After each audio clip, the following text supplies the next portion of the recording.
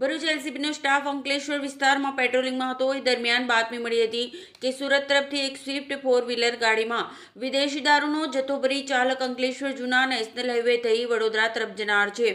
જેવી બાતમીના આધારે ભરૂચ એલસીબીએ પ્રતિન હોટલ પાસે આવેલ આસોપાલવ હોટલ સામે વોચ ગોઠવી હતી। એ દરમિયાન બાતમીવાળી કાર આવતા પોલીસે તેને અટકાવી તેમાં તપાસ કરતા ડિક્કીમાંથી વિદેશી દારૂની 1489 નંગ બોટલ મળી આવી હતી।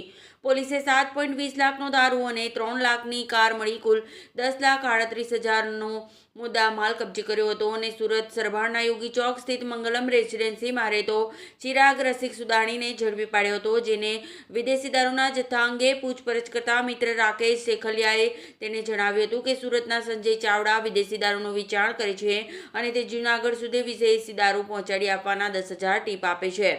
તેવું કહેતા ચિરાગ સુદાણીએ હા કહેતા બુટલેગર સંજય ચાવડા રાજ હોટલ સુધી દારૂ ભરેલ સ્વિફ્ટ કાર આપી ગયો હતો અને જે કાર આગળ રાકેશ શેખલિયા પાઇલોટિંગ કરતો હોવાનું જણાવ્યું હતું। પોલીસે સંજય ચાવડા અને રાકેશ શેખલિયાને વોન્ટેડ જાહેર કરી વધુ તપાસ હાથ ધરી છે।